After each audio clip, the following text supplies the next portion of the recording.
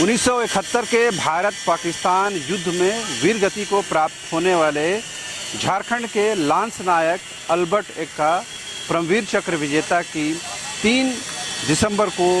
पुण्यतिथि है, लिहाजा उनकी शहादत को याद करने का दिन है। इस वक्त हम पहुंचे हैं अल्बर्ट एक्का चौक में, जो राजधानी रांची की हृदय स्थली है, और वहां इस वक्त जो है उस स्थल को अंतिम रूप दिया जा रहा है, जिस स्थल का नाम ही परमवीर चक्र विजेता लांस नायक अल्बर्ट एक्का के नाम पर है। उस स्थल को ख़ास तौर पर यहाँ पर सौंदर्यीकरण किया गया है, ब्यूटिफिकेशन किया गया है, उसके स्पेस को बढ़ाया गया है, और कोशिश इस बात की जा रही है कि जो भी लोग इस स्थल को आएँ, इस स्थल से गुजरें, उनको एक अनुभूति हो, एक बेहतर अनुभव हो और कुछ चीज़ें जानने को मिले। आप देखेंगे किस तरह से उनकी जो प्रतिमा है उसका भी रंग रोगन किया गया है, प्रतिमा का जो आकार प्रकार है उसे भी बढ़ाया गया है, ताकि जो लोग यहाँ पर आएँ वो थोड़ा स्पेसियस महसूस कर सकें। और आसपास हम दिखाना चाहेंगे जो ब्यूटिफिकेशन का जो काम है, जो सौंदर्यीकरण का जो काम है, वो काम जो है तेज़ी के साथ चल रहा है। और कल जब उनकी जब पुण्यतिथि मनाई जाएगी, उनकी शहादत को याद किया जाएगा, उस दौरान इस स्थल में सैकड़ों की संख्या में लोग जुटेंगे और ये समझने के लिए आएंगे कि किस तरह उन्होंने बेहद कम उम्र में अपने प्राणों की आहुति दे दी और झारखंड और देश के मान सम्मान के लिए उन्होंने अपने जान को निछावर कर दिया। तो देखें किस तरह से जो ब्यूटिफिकेशन का काम है वो चल रहा है, लेकिन इस ब्यूटिफिकेशन के काम के साथ साथ हमें ये याद रखने की ज़रूरत है कि किस तरह से परमवीर चक्र विजेता अल्बर्ट एक्का ने अपने लिए और अपने समाज के लिए और पूरे देश के लिए किस तरह से उन्होंने मिसाल पेश की है। लिहाजा आज जब हम उनके परिवार को देखते हैं, समझते हैं,